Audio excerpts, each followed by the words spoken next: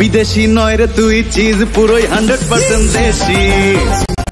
Hello guys, তো কেমন আছো তোমরা সবাই? আমি আলামিন তোমাদের সবাইকে ওয়েলকাম করছি রাইট রিঅ্যাকশন ইউটিউব চ্যানেল থেকে। তো সবসময় তো আর শাকিব খানের সিনেমা নিয়ে কথা বললে বাংলা ইন্ডাস্ট্রি আগাবে না, কিছু কিছু বাইরের সিনেমা নিয়েও কথা বলতে হয়। এরকম কিছু মন্তব্য আমাদের বাইরের কিছু লোকজনের, মানে বাংলাদেশেরই কিছু লোকজনের, কারণ যারা এই শাকিব খানের বিষয় নিয়ে কথা বলে তারা এই শাকিব খানের দালালি করে, এরকম কিছু কথাবার্তা আছে। তো এখন কথা যে কি করা যায়, আর তাইলে আমরা অন্য কোনো সিনেমার বিষয় নিয়েও কথা বলি। এখন এই যে তো যতটুকু জানি যে শাকিব খানের তাণ্ডব সিনেমার পরে আরো একটা সিনেমা আসতেছে, সেটা হইতেছে আদর রাজাদের একটা সিনেমা আসতেছে, যে সিনেমার নাম হইতেছে টগর। তো এই যে সিনেমার যে টিজারটা বাইরে হয়েছিল, সর্বপ্রথম যে অ্যানাউন্সমেন্ট টিজার ছিল, তো ওটা আমার কাছে দারুণ লাগছিল, আর সেটা নিয়ে আমি রিভিউ দিছিলাম অনেক আগে। সেটা তোমরা চাইলে যে অবশ্যই আমার চ্যানেলে দেখে আসতে পারো।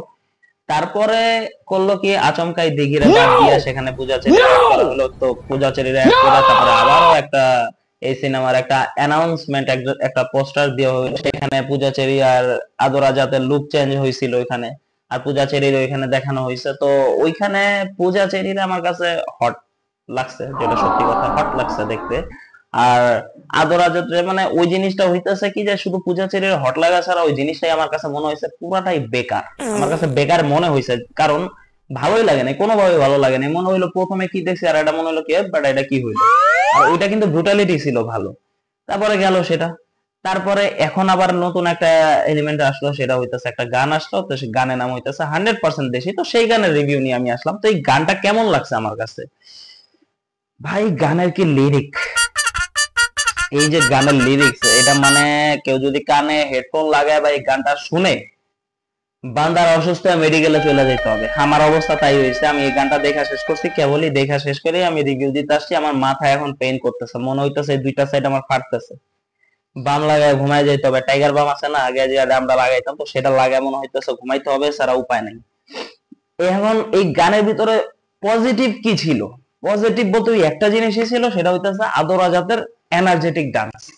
যদিও এই ডান্স গুলা দেখলেই বোঝা যায় যে এটা ইন্সপিরেশন নেওয়া হয়েছে বিভিন্ন রকমের তামিল তেলেগু ইন্ডাস্ট্রি থেকে ইন্সপিরেশন নেওয়া হয়েছে, কিন্তু তারপর ওই যে ইন্সপিরেশন যে নেয়, ওই জিনিসটা নিখুঁত ভাবে এনার্জেটিক ভাবে যে জিনিসটা প্রেজেন্ট করবে, সেই জিনিসটা আদর রাজা খুব ভালো মতোই পারছে, বা এর আগেও পারছিল। একটা সিনেমা ছিল লোকাল, ওই সিনেমার ভিতরে কতগুলো গান ছিল, গানগুলোতে দেখছিলাম আদর রাজাতের যে একটা থাকে, ওই গানগুলোর ভিতরে যে ডান্সের যে একটা এনার্জি থাকে, সেটা আমার কাছে ভরপুর ভালো লাগে। আর এটা এখানেও তাই লাগছে। এখন পূজাচেরির এখানে আইটেম নাম্বারে পূজাচেরির এখানে রাখছে, নায়িকাও মেবি সেই হবে, কিন্তু আইটেম গার্ল হিসাবে পূজাচেরিরা আমার কাছে পোষায় নাই। এখানে একদমই পোষায় নাই পূজাচেরিরা আইটেম গার্ল হিসাবে।